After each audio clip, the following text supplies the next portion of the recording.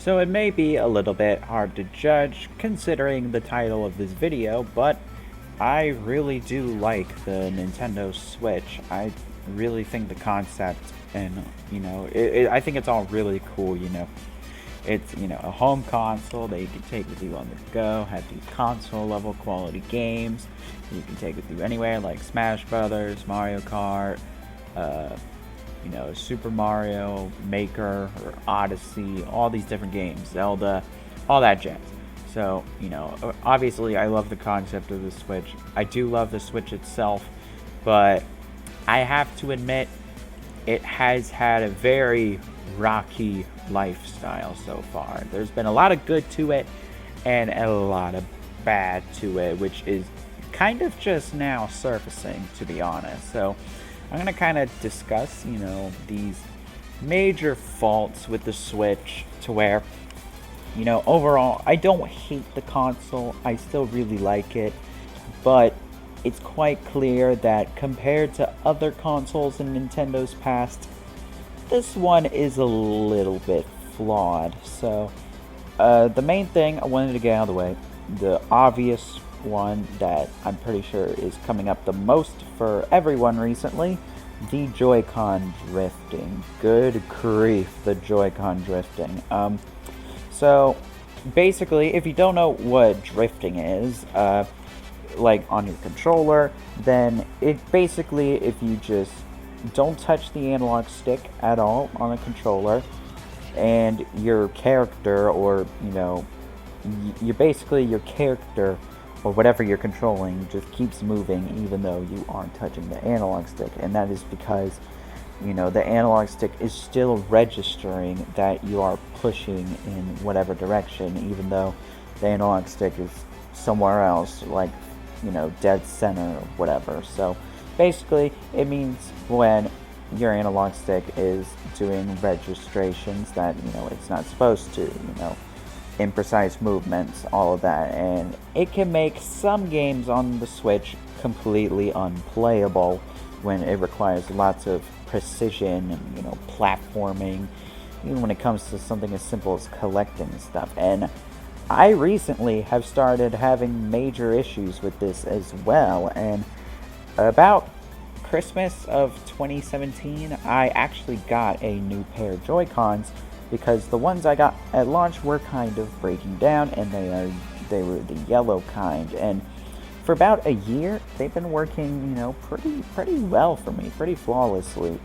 But until around mid 2019, which is where we're at now, a little bit before then, I say maybe April-ish, I don't know.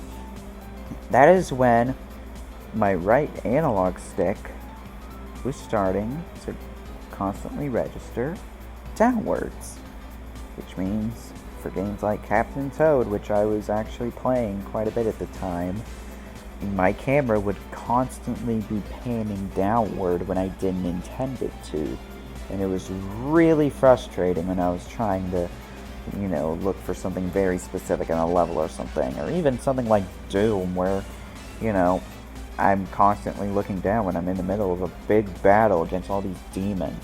So it's really, really frustrating. And the thing is, I've been treating my Joy-Cons quite well. I haven't dropped my Switch, I don't think, since I've gotten these Joy-Cons, and I don't think I've laid a single scratch on them. Maybe there's a little bit of fingerprints on them after a while because I've been using them quite a bit. But I always make sure to wash my hands before I use, video game systems, because, I don't want to be playing with greasy fingers or anything like that. And I've been doing that for the past while, and they've still been messing up, like, horrendously. And it's just really disappointing because, this is the year 2019, and we're having these issues with modern gaming controllers. It's very weird. And then it also started happening, especially on the left Joy-Con, around the time when Super Mario Maker 2 came out. So when I was making levels, I was just kind of using the stylus, and then, the camera would pan upward because the left stick also controls where Mario is when you're making a level, and, start placing things where I don't want to place them. And it is very, very irritating, let me tell you. So, basically what I had to do was I had to self-repair my own Joy-Cons. Well, first I actually bought a licensed Hori D-pad Joy-Con because, you know, in case I want to play 2D games on, in case I wanted to play 2D games on the system, you know, like on the go, then I kind of want to have a comfortable D-pad to use because, you know, the base one, yeah, it's not too great, you know, in terms of design. I mean, it's good for multiplayer and all that jazz, but anyway, you get what I mean. But I did replace my own analog sticks, and the thing is, I've never had to do a controller, or never had to do a controller. I never had to do that with a controller before, you know, on any other Nintendo system. I mean, I've had my Wii remote work flawlessly. My Wii U gamepad I've had since 2012 still works pretty much perfectly, and even my GameCube remotes, you know, they don't break without, you know, me forcefully trying to break them. But these kind of slowly fall apart the more you use them, and it's really disappointing. And the thing is, I think it's like a design flaw because apparently, you know, the analog sticks start drifting when, you know, dust or whatever starts getting inside the contacts of the, you know, the analog sticks. So basically, that kind of got to a point where I couldn't really, you know, just clean it off with like a toothbrush or K&A or whatever. So I just had to take apart my entire Joy-Con, and I had to buy the proper, you know, tool set for it and everything, and replacement analog sticks. And I don't know, just the fact that I kind of had to do that, despite how well I've been taking care of my Joy-Cons, was really frustrating, because I really didn't want to have to do all that filthy work just to repair something I paid $80 for. Yeah, it's pretty crazy. And yeah, I mean, you know, in execution, I don't know, the Joy-Con controllers could have been better, but, you know, I still really like the concept of them in general.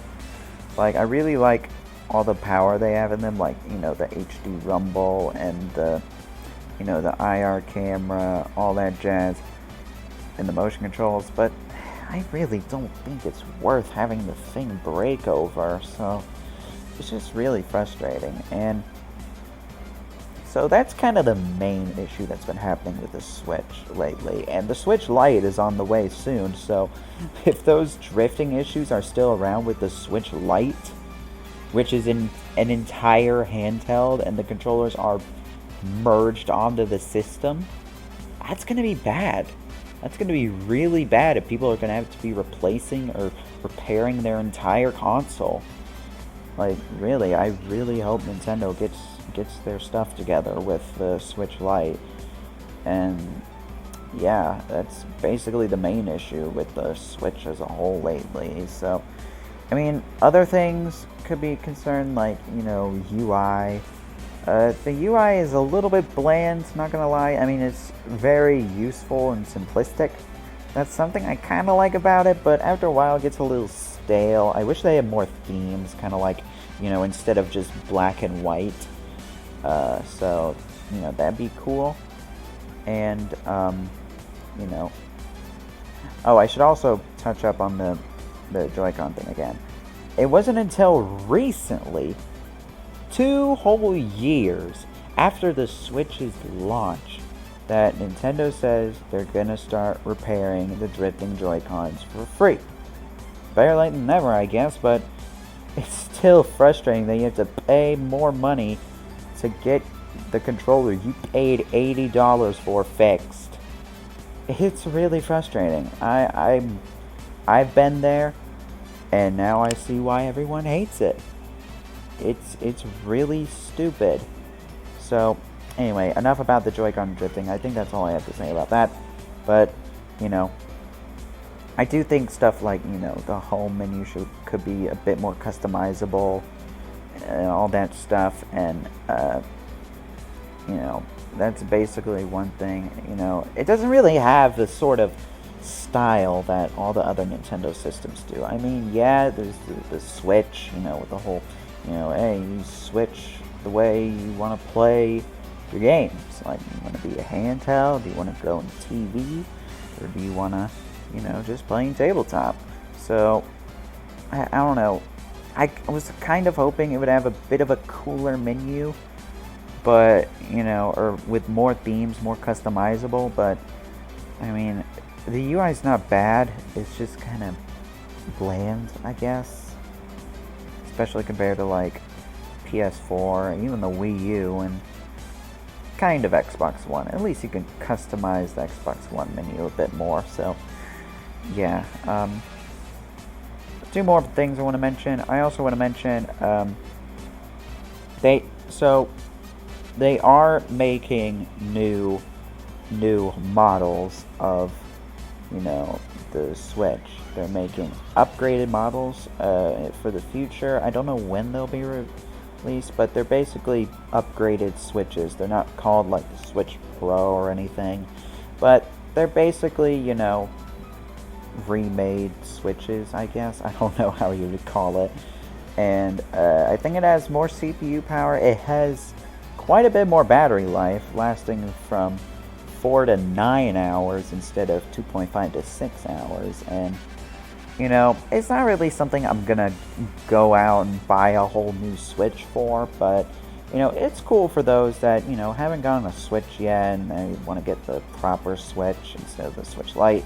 So, I mean, it's pretty cool there, but the thing is, us normal Nintendos, like us Nintendo Switch users that have been there since launch, myself included, some people have been having issues, like, regarding, I think one of the bigger ones is the Switch itself warping from overheating, when it's in TV mode.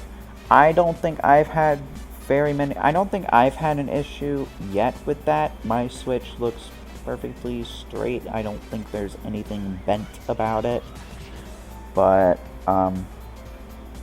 there were quite a lot of people at launch that had warped switches. Well, not launch, but they started to have warped switches, which is quite unfortunate. I don't know if it'll happen to my Switch eventually, but, I'll be very, very mad if it does. And I don't know if I'd have to get my console replaced or fixed or what when that time comes. So I guess we'll just have to wait and see. But I do know that it was a very unfortunate thing for those that did have that issue. I can't imagine having a bent Switch. I already have cracks on my Switch screen, which admittingly was my fault. I did treat the console itself a little bit poorly, like putting in, some backpacks without the case, and, I accidentally hit it with a zipper once, and that caused a big crack on my screen, which was a bit unfortunate. But yeah, it was my fault there, but, I guess I just messed up there. But what isn't my fault is the dock. The dock, at launch at least, wasn't designed very well at all. So whenever you have to very carefully slide your Switch into the dock to, in order for it to output. And when it did, it scratched the screen. And there's still more evidence of that on my Switch right now. Like there's a bit of scratches on the edges because of me putting in the dock. And I try to be careful when putting in the dock, knowing how, not very well designed it is. But I don't know if it's a thing they're going to fix in the future. And I actually did just recently. Yeah, I know I should have bought it way sooner, but I did buy a screen protector. Screen protector? That's funny. I did buy a screen protector for the Switch, and it helped quite a bit with the docking. I'm not as scared when using my Switch now in handheld, so I mean that's a plus. But I don't think a lot of people can don't really, I mean, they have the time to afford a screen protector, but I don't know if they're gonna want to buy a screen protector as soon as possible, because I didn't. That was a mistake of mine. So yeah. And then there's one more thing, which is the eShop. The eShop for the Nintendo Switch, not very good. It isn't very good compared to, you know, the Wii, and the 3DS even, and the Wii U. The eShop, you know, it's not really exciting at all, you know. It's kind of, it just feels bland. It literally feels like a site that you would get on using a Nintendo Switch browser, which doesn't officially exist. And it's just like you order stuff from a site. It literally feels like you're just hopping on the eShop from a website, which is really weird. You know, it's a really weird looking eShop, and it just feels very cheap and not very high budget. It sounds a bit weird saying it, but you'll know what I mean if you actually use it.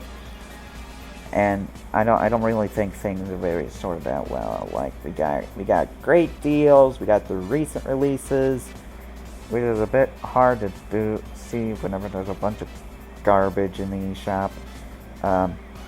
There's Nintendo Switch Online membership section for some reason. I think I already mentioned the great deals, and there is top sellers, but it's only for the past 2 weeks. So I'm not sure what to say about that. But yeah, I don't know. The eShop is just, it's very weird. And there's also a featured section. I don't know what appears on featured. Stuff just pops up on featured whenever it wants to. So it's just weird. I think it could have a better section, like, you know, maybe a AAA section for like all the big $60 games, or maybe an indie game section, or, you know, what if maybe it's like, I don't know, what if it's, you know, Mario Monday or something. It's like, you know, it's Mario Day, so here's a big section of all the Mario games that you can buy on the Nintendo Switch for today. Or, you know, maybe, you know, Sega's having a sale on their games, so why not have a little category pop up for, you know, a bunch of Sega games that are on sale. So I don't know, I just feel like it could be better in general. Like, I know I sound like a little bit like Steam. I mean, Steam has advertising for that constantly, and it works, believe me, because, man, the amount of deals on Steam are insane. But yeah, I just think the eShop could be better in general. And also, another thing, I think I mentioned earlier, like, you know, in the recent releases section, you tend to see a lot of garbage on the recent releases section. The thing is, Nintendo does claim to, like, have this many games on the Switch, which is good and all, but they basically let anything on the Switch, which also means they're gonna be releasing a ton of shovelware. Like, I don't even remember, but you just gotta trust me when I say there's quite a bit of shovelware on the Switch. You know, I think of, like, you know, games like you would see on the Wii, right? The Wii was a huge success, so a ton of companies just threw a bunch of shovelware garbage on the Wii, you know, just because, hey, it's on the Wii, we know it'll sell well. And that's kind of the same thing with the Switch eShop, except they're letting pretty much anything on there. I'm pretty sure if I made a Scratch game, I'm pretty sure I'd be able to port that to the Switch. Okay, anyway. But yeah, a lot of games that come to the Switch are pretty shovelware. Not all of them. They're quite a big chunk of games that are really good, like a bunch of really good indie games. But, you know, there's still, you gotta understand, there's quite a bit of shovelware on the system. It's kind of a trend with Nintendo nowadays, because Nintendo usually likes to let a bunch of stuff on their systems. The Switch especially, though, has been getting a lot of shovelware.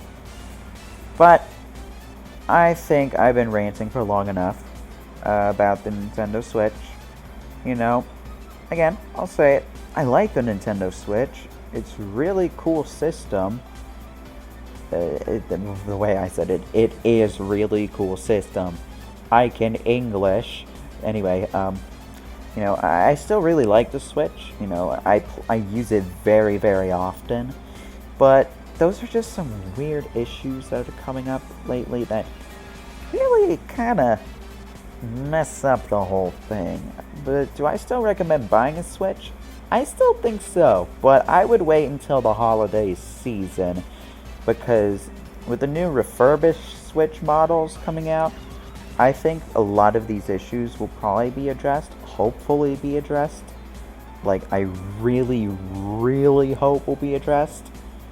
But, you know, I would definitely buy it then. I would, you know, wait till the holiday. I wouldn't rush out to buy one right away. You know, if you can wait a little longer, then I would go ahead and wait, you know, just for, you know, a better Switch model, because the issues are probably going to be addressed by then. So, yeah, and also, casually mentioning this, Nintendo was being sued for the whole Joy-Con drift issue, and I have to say, I don't blame them one bit. I would be pretty mad if and I did pay for a product that I had to repair myself when I didn't even damage it. So, you know, Nintendo, you gotta fix it up. Nintendo, I know how much I talk positively about your games every single day. Not every single day, because there are days when I don't want to play video games. But, you know, a lot of the time. But this is a real issue, and it really does need to be fixed sometime, as soon as possible. Because us consumers really don't want people buying a Switch just for them to break in half 2 seconds after they get it out of the box. Hey everybody, thanks so much for watching the video. If you enjoyed it, be sure to give it a like and comment your thoughts down below. If you want to see my other content, be sure to click the annotations you see on screen. If you really want to show your support, subscribing is really appreciated. Alright, I'll catch you all later.